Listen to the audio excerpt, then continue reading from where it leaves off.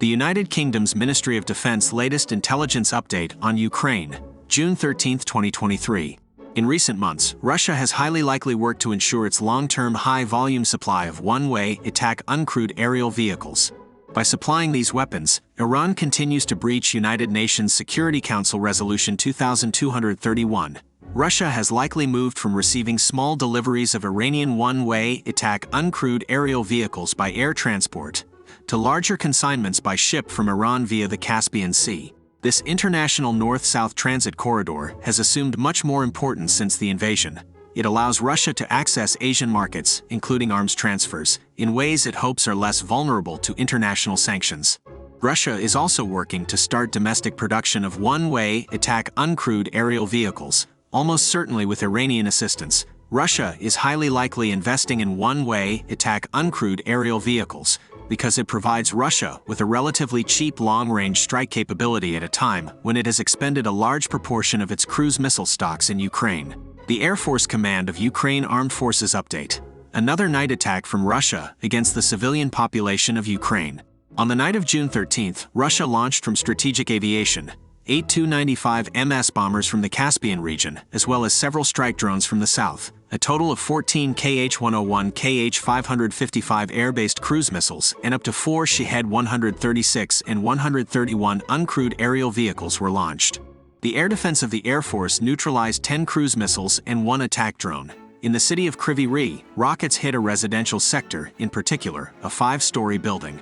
In the morning, Russia launched a second attack from the Caspian Sea with 3 Tu-95 MS. According to preliminary data, only 1 cruise missile reached Ukraine this time, which was neutralized by Ukrainian air defense. The Institute for the Study of War, Russian Offensive Campaign Assessment. Ukrainian forces continued counteroffensive operations in at least 3 directions and made further limited territorial gains on June 13th. Ukrainian Deputy Defense Minister Hanna Maliar reported that Ukrainian forces advanced by 250 meters northeast of Bakhmut and by 200 meters south of Bakhmut. Maliar also reported that Ukrainian forces advanced 500 to 1,000 meters in the past 24 hours around the administrative border between Zaporizhia and Donetsk oblasts, liberating around 3 square kilometers of territory in the area. Ukrainian General Staff spokesperson Andriy Kovalev reported that Ukrainian forces have liberated over 100 square kilometers of territory since beginning counteroffensive operations.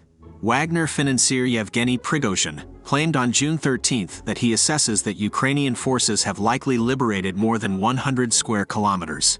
Russian sources claimed that Ukrainian forces continued ground assaults southwest of Orikhiv and south of Huliaipol in western Zaporizhia Oblast on the night of June 12 to 13. Russian sources widely reported that the tempo of Ukrainian operations in the Orikhiv area has declined in recent days. Ukrainian Ministry of Defense Environmental Safety Department and Mine Action Representative Major Vladislav Duder reported on June 13 that Russian forces are regularly destroying small dams in localized areas of southern Ukraine to disrupt Ukrainian counteroffensive operations. The Institute for the Study of War key takeaways today. Russian President Vladimir Putin met with 18 prominent Russian military bloggers and war correspondents to discuss the progress of the Russian invasion of Ukraine on June 13. Putin discussed the progress of the Ukrainian counteroffensive and signaled that he believes Russia can outlast Western military support for Ukraine. Putin indicated that he is unwilling to announce a second wave of mobilization or declare martial law, despite maintaining his maximalist objectives in Ukraine.